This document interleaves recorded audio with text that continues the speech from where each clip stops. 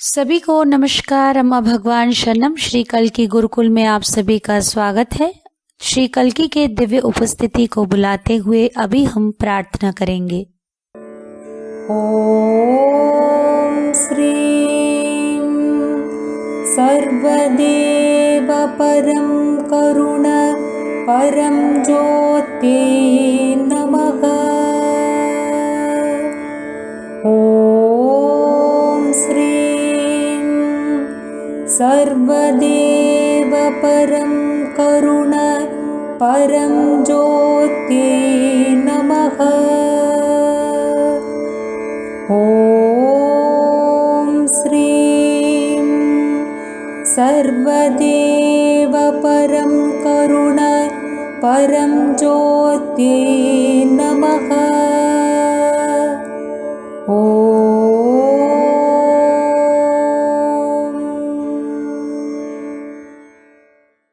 धीरे से आंखें खोलिए। आज हम धर्मा 54 वीडियो में श्री अम्मा भगवान ने जो भी टीचिंग्स प्रदान किए हैं उसके गहराई में जाकर सीखेंगे। प्रत्येक दिन सारे विश्व में श्री कल्की के द्वारा कई सारे चमत्कार घट रहे हैं। चमत्कार प्राकृतिक सिद्धांत का विरुद्धाचरण नहीं करते, वो उच्च सिद्धांतों के अनुयायी होते हैं। चमत्कार के उद्देश्य है आपके मन के चंगुल से आपको मुक्त करना। यहाँ श्रीमूर्ति में आप चमत्कार देख सकते हैं, कैसे कुमकुम और हल्दी श्रीमूर्ति से प्रत्यक्ष हुआ है। अभी हम श्री भगवान जी के दिव्य संदेश को श्रद्धा से सुनेंगे। Who would be an ideal Diksha giver? For that, the heart has to flower.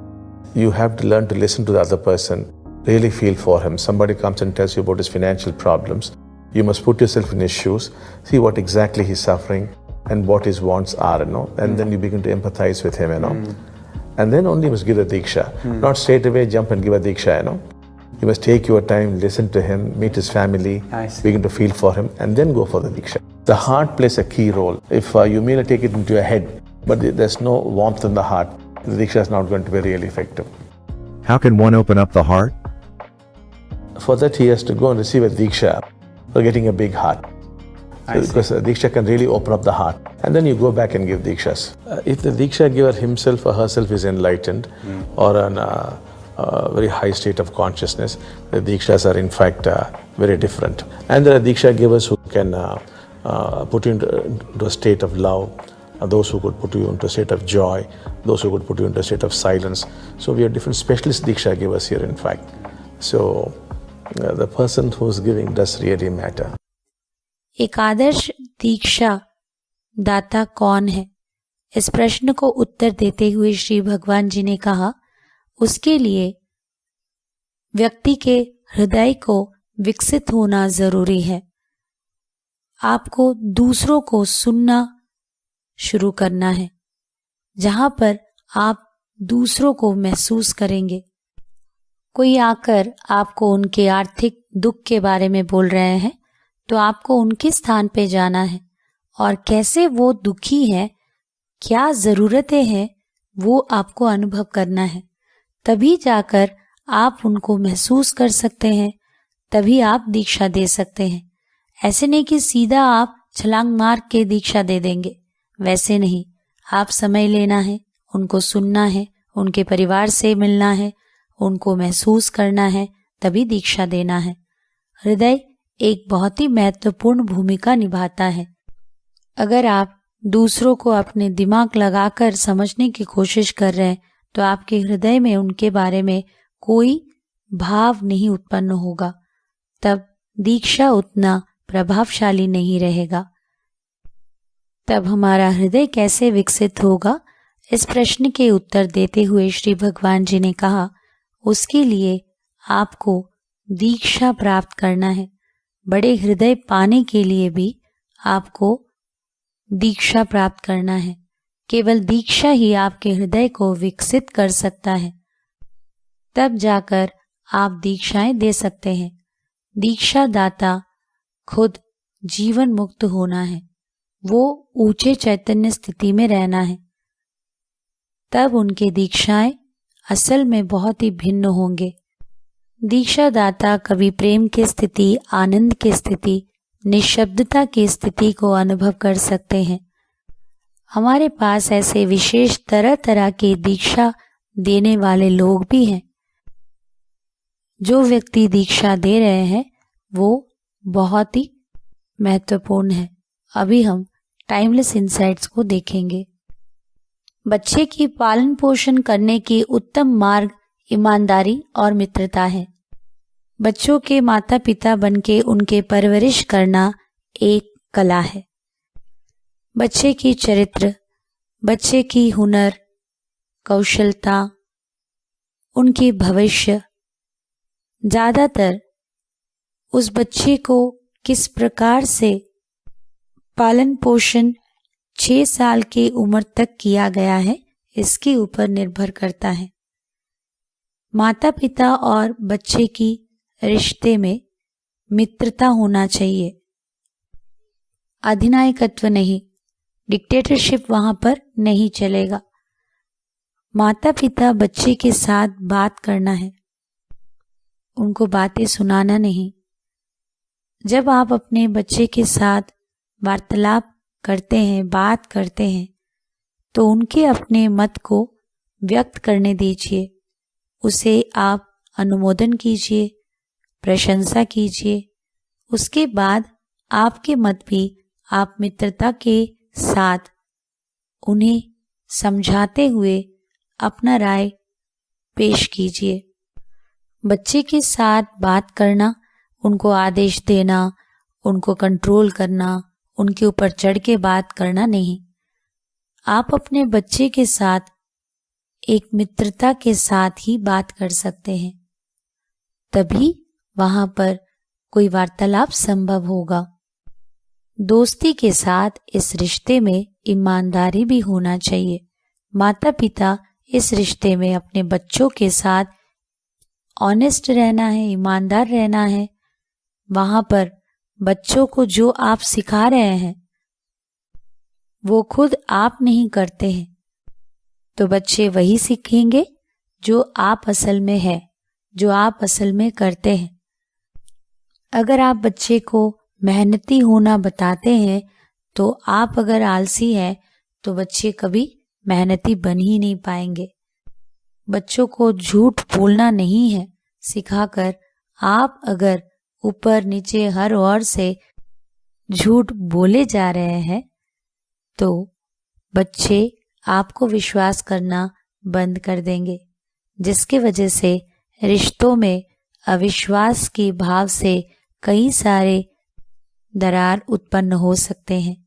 जहां दोस्ती है, ईमानदारी है, माता पिता बच्चों के साथ की बंधन बहुत दृढ़ होगा, वहां पर बच्चे खुश रहेंगे। वो बहुत खुले मन के होंगे, जीवन के प्रति वो अच्छे धारणाएं बनाएंगे।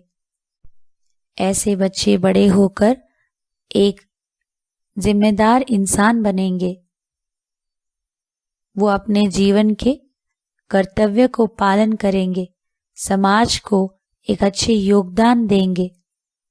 अगले भाग में जाएंगे। आप अपने निबंधन के कैदी हैं। कंडीशनिंग निबंधन। आपके अनुसार सही गलत, अच्छा बुरा क्या है? ये आपके बचपन से आपके माता पिता, रिश्तेदार, स्कूल्स, टीचर्स, आपके धर्म, आपके समाज ने जो कुछ भी आपके अंदर डाला है उसके ऊपर निर्भर करता है। जैसे कि आपके कंडीशनिंग आपके लिए एक लक्ष्मण रेखा बन जाते हैं जिसको आप अपने भीतर अतिक्रम नहीं कर पाते हैं, जिसके वजह से आपके धारणाएं, मूल्यांकन, निर्णय, मनोवृत्ति, बातचीत, आपके कार्य, आपकी प्रतिक्रियाएं, हर चीज वहीं से उत्पन्न होता है। उदाहरण के लिए बचपन से आपको सिखाया गया, जो लोग डिंग मारते हैं वो जीवन में ज्यादा कुछ हासिल नहीं करते, और यही आप धीरे धीरे अपने चारों ओर होते हुए देखा भी। जिससे आप शांत रहना पसंद करते हैं, अपने काम से मतलब रखना चाहते हैं, आप अपने कार्य के बारे में किसी को कुछ बांटना नहीं चाहते हैं, आप सब चीज़ रहस्य के रूप में रखना पसंद करते हैं। कभी आपको बड़ी सफलता मिला भी तो भी आप चुप रहते हैं। आप किसी के साथ अपना खुशी को बांटते नहीं। कभी आप दूसरों के साथ उत्साहित होकर बांट भी दे तो आपके प्लान सब कुछ दूसरों को बता भी दे तो आपको खराब लगने लगता है। आपको बुरा महसूस होता है कि मुझे ऐसे नहीं रहना चाहिए, मैंने ऐसे क्यों कर दिया। क्योंकि आपका कंडीशनिंग कहता है जो लोग ज़्यादा बात करते हैं वो जीवन में सफल नहीं होंगे। वो ज़्यादा दिखाते हैं और कम हासिल करते हैं। इस प्रकार की एक कंडीशनिंग आपके रिश्तों में हस्तक्षेप करता है, आपके करियर में हस्तक्षेप करता है। बचपन से किन कंडीशनिंग्स के द्वारा आप बड़े हुए हैं, उन्हीं के कैदी आप बन जाते हैं। अगले भाग में देखेंगे अतीत वर्तमान के अनुभव को प्रभावित करता है। आप अपने कलीग से बात करने के लिए उनको फ़ोन किए, एक इम्पॉर्टेंट इन्फॉर्मेशन देना था क्योंकि दोनों एक ही प्रोजेक्ट में काम कर रहे हैं। उन्होंने फ़ोन नहीं उठाया तो आपने मैसेज किया, अपने काम को कंटिन्यू किया। कुछ घंटों के बाद उन्होंने आपको रिप्लाई दिया कि काम को उन्होंने कंप्लीट कर दिया है। बिना आपको बोले उन्होंने काम को कर दिया जो आपको अच्छा नहीं लगा। अगले दिन जब उनको आपने ऑफिस में देखा तो आपके भीतर एक शत्रुता की भाव उत्पन्न हुआ क्योंकि आपको लगा कि उन्होंने कॉल अटेंड नहीं किया और मैसेज के लिए भी इतना लेट रिप्लाई दिया है। ये सब कुछ जानबूझकर कर रहे हैं। आप ऐसे कैसे निर्धारित कर सकते हैं? तब आप बोल रहे हैं, हाँ, मैंने इस व्यक्ति को दूसरे सहकर्मी के साथ भी ऐसे ही कुछ दिनों के पहले कैंटीन में करते हुए देखा। आज आपके मन में उनके प्रति जो शत्रुता की भाव उत्पन्न हुआ वो आज के लिए नहीं बल्कि आपके अतीत से भी जुड़ा है, जिसकी वजह से आप उनसे मिलना पसंद नहीं करेंगे। आप अपने प्रोजेक्ट में इतना इन्वॉल्व नहीं हो पा रहे, जिसकी वजह से आपके प्रमोशन अटक गया है। इस प्रकार हमारे अतीत हमारे वर्तमान के अनुभूति को प्रभावित करता रहता है।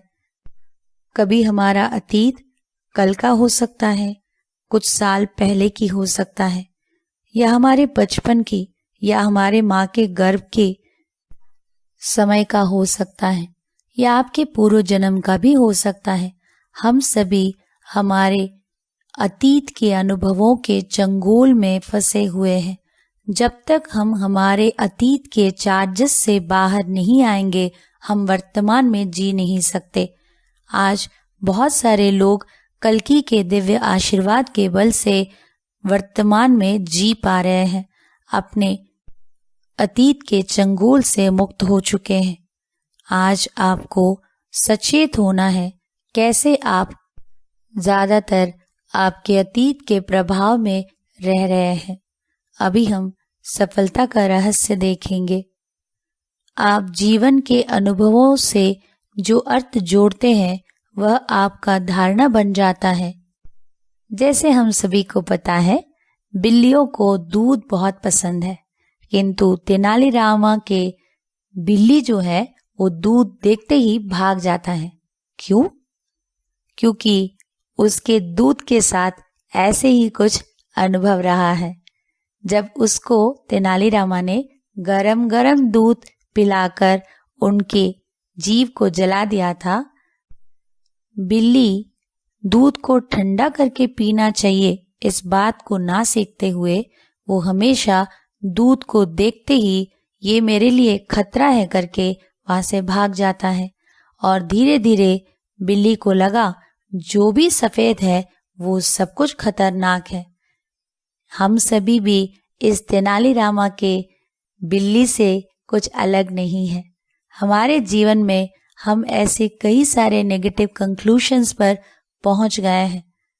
उदाहरण के लिए हमें लगता है मुझे कोई प्यार नहीं करते हैं, मैं केपेबल नहीं हूं, मेरा हार्डवर्क कोई रिकॉग्नाइज नहीं करते हैं। लोग कितने पार्शियल है ना। ये सारे कंक्लूजन्स आपके जीवन के दर्द भरे अनुभवों के बाद आपने अपने मन में ठान लिया है। उदाहरण के लिए एक बच्चा स्कूल फंक्शन चल रहा है स्टेज के ऊपर, तो वहां पर उन्होंने अपना एक एक्ट परफॉर्म करने के समय पर स्टेज से अपने फैमिली कहाँ बैठे हैं करके देख रहे थे। प्रोग्राम हो जाने के बाद टीचर ने डांटा कि तुम स्टेज के ऊपर ये सब क्या कर रहे थे, तो तब आपको बहुत बुरा लगा और उस दर्द भरे घटना में आपने अपने मन में एक धारणा बना लिया है, जिससे आपके ऑफिस के एनुअल मीटिंग में आप अपने सबऑर्डिनेट्स को एड्रेस नहीं कर पाते हैं। ठीक वैसे ही हमारे जीवन के अनुभवों में जब हम सकारात्मक अर्थ को जोड़ देते हैं, वो हमारे लिए सकारात्मक धारणाएं बनकर हमारे हिम्मत बन जाते हैं। अभी हम श्री परमज्योति कल्की के चमत्कार को देखेंगे। नमस्कार, श्री आम्मा भगवान शरणम। আমরা এখন শ্রী কল্কির চমৎকার শুনব। হিমাচল প্রদেশ থেকে আমি সরলা বলছি। 2022 সালের 9 মার্চ অনুষ্ঠিত শ্রী কল্কি সংস্কার শুদ্ধি প্রক্রিয়ায় আমি অংশগ্রহণ করেছিলাম। বিগত 5 মাস যাবৎ আমি পিঠের ব্যথায় ভুগছিলাম। ব্যথা নিরাময় ওষুধ গ্রহণ করেও কোনো রকম সুবিধা হয়নি। আমি উপলব্ধি করতে পেরেছিলাম যে বিগত বহু বছর ধরে আমি আমার শরীরের প্রতি ক্রোধ প্রদর্শন করে চলছি।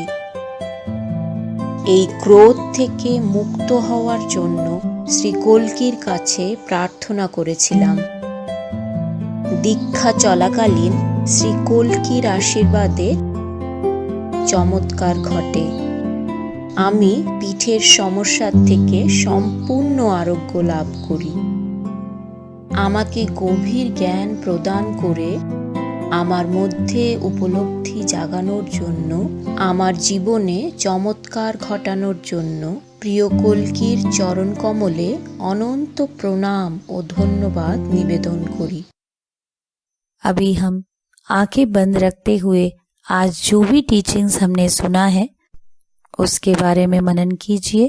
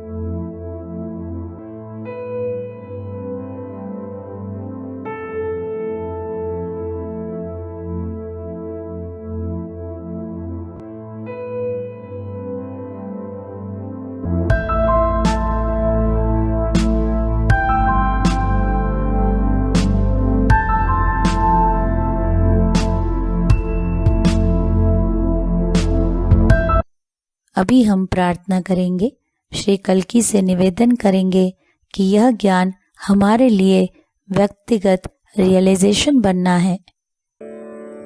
ॐ श्रीं सर्वदेव परं करुण परं ज्योते नमः।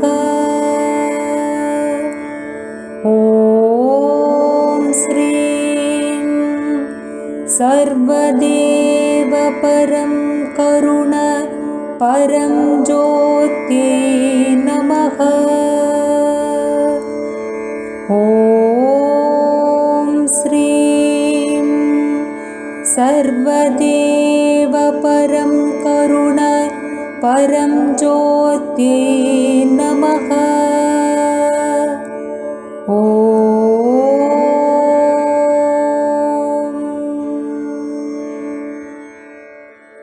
इस भजन संकीर्तन में भाग लेते हुए प्रार्थना कीजिए कल्कि के दिव्य चैतन्य को आप अनुभव करना है, जिससे जीवन के वास्तविकता को आप जीना है।